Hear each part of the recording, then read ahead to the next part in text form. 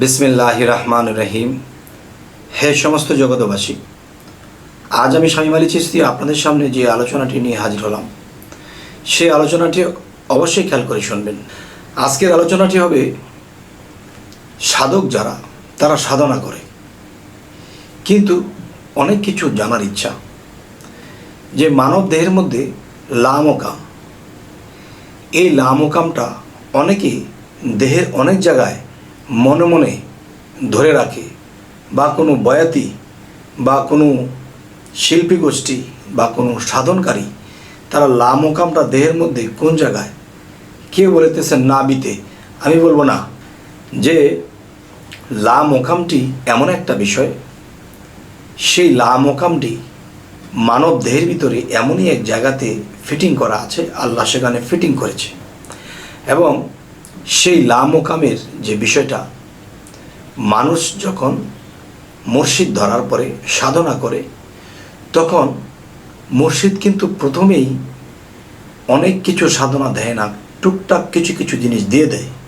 যেই সাধনাগুলো করলে তখন কি হয়, যে আস্তে আস্তে তার লামকামটা খুলতে থাকে। আচ্ছা, তাহলে লামকাম খোলার জন্য যে বিষয়টি কি কি সাধনার প্রয়োজন আমি সেটাই বলছি। এখন বলবো মানব দেহের ভিতরে লামকামটি কোন জায়গায়। লামকামটি হলো, যেমন নির্ধারণ দিচ্ছি আমি আপনাদের, যে একদল বলতেছে নাভিমূলে, আমি বলবো নাউজুবিল্লাহ। কেউ যদি বলে সিনাতে, নাউজুবিল্লাহ। কেউ যদি বলে মুখমণ্ডলে, নাউজুবিল্লাহ। এই লামকামটি হলো মাথার তালুমূলে, যা একটা ছোট্ট বাচ্চা যদি মাটিতে বসা থাকে তখন এখানে টিক টিক টিক টিক করতে থাকে, এই যে লামকাম। আর এখানেই বলা হয়েছে যে মানুষটা যখন বড় হয়, বয়স্ক হয়, তখন তার এটা টিক টিক করতে দেখা যায় না। আচ্ছা, তাহলে এই 9টি দরজা মানুষের দেহের মধ্যে আছে, এই লামকামের দরজাটা বন্ধ করা আছে। এই লামকামের দরজাটা যদি কেউ খুলতে পারে তাহলে তার জীবন ধন্য হয়ে যাবে। যে লামকামের খুললে তালা, মুছে যাবে দিলের ময়লা, গোপনে মাওলাজির শান শুনতে পাবে, সুবহানাল্লাহ। আচ্ছা, এখন সেই লামকামের তালা খুলব কি দিয়ে? সেই লামকামের তালাটা খুলতে হলে আমাদের কি কি সাধনা করতে হবে? সেই সাধনাগুলো হলো,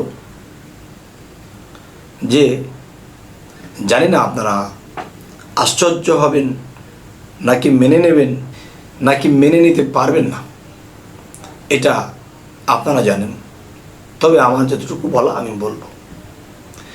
দেখেন, মানব দেহের ভিতরে লামকাম কিন্তু উপরে, আর মহাবিশ্ব যে আলোকিত করা হয় সেই সূর্যের মাধ্যমে, তাহলে সূর্যটাও কিন্তু মাথার উপরে, এবং আমাদের লামকামটাও কিন্তু সেই মাথার উপরে। তাহলে লামকামটি কিন্তু মহা আলোকিত একটা স্থান, কিন্তু সেই আলোটা ঢাকনা পড়ে আছে।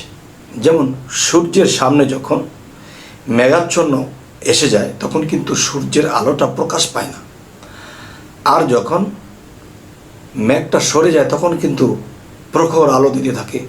তাহলে আমি বলবো যে লামকামটি ঠিক এমনই একটি জায়গায় নূরের তাজাল্লি তার মধ্যে ভরা।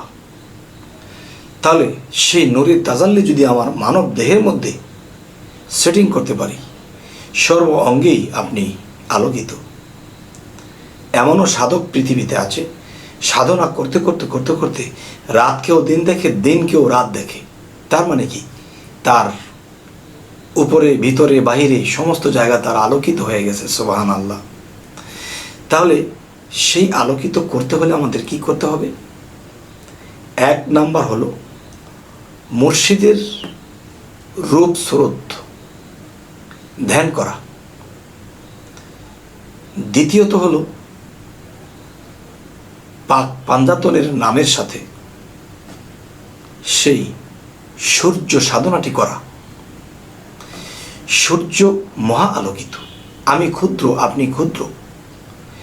এখন সেই মহা আলোতে পরিণত হতে হলে তাহলে আমি সূর্যের মধ্যেও মুর্শিদ রূপ, রাসূল রূপ, আল্লাহর রূপ দেখতে হবে, সেখানে রূপটি রাখতে হবে।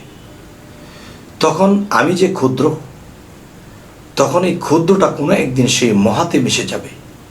তার মানে সূর্য সাধনা, ধ্যান সাধনা, এই দুটি লাগবে। যদি কারো রেচক, পূরক, কুম্ভক সাধনা করার প্রয়োজন মনে করে নিজ মুর্শিদ, তাহলে তাকে দিয়ে দিবেন এবং নিয়মটা বলে দেবেন।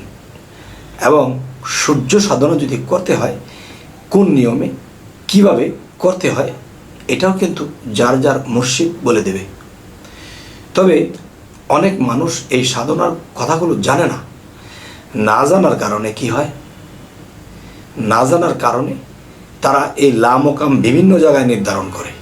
কিন্তু না, লা মোকামের খুললে তালা, দেখবে তোমার নূর তাজাল্লা, গোপনে মাওলাজির শান শুনতে পাবে।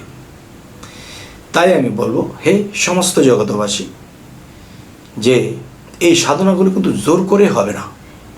মুর্শিদ এটাকে হুকুম দেবে এবং এটার কায়দা কৌশল জানিয়ে দেবে, কোন জায়গায় কি করতে হবে, কোনভাবে সূর্য সাধনা করতে হবে।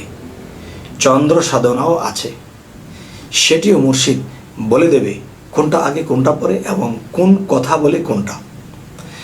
তখন এটা আপনি রাতের গভীরে ধ্যানও করতেছেন, মুর্শিদের প্রতি, রাসূলের প্রতি, আল্লাহর প্রতি প্রেমও রাখতেছেন, আবার সাধনাও করতেছেন।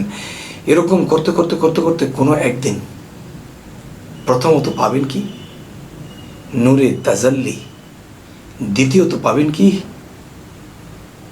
আল্লাহ তাআলার সেই রূপ স্রোত, হোক সে মুর্শিদ রূপে, হোক সে রাসূল রূপে, যেই রূপেই হোক তাকে দেখে নেবেন। আচ্ছা, এখন যে কথাটি বলবো, যেই সাধনাগুলোর কথা আপনাদেরকে বলা হলো, এই সাধনাগুলো কিন্তু নিজের মুর্শিদের অর্ডার ছাড়া কখনো করতে পারবেন না। এবং তিনি পঙ্খনে পঙ্খনে আপনাদেরকে সাধনাগুলো বুঝিয়ে দেবে। হুকুম ছাড়া যদি করেন তাহলে বিপদগ্রস্ত হবেন। আমার কথা শুনে করবেন না, নিজের মুর্শিদের কাছে যাবেন। আর যারা মুর্শিদ না ধরেছেন তারা ভালো একজন কামেল মুর্শিদকে ধরে নেবেন।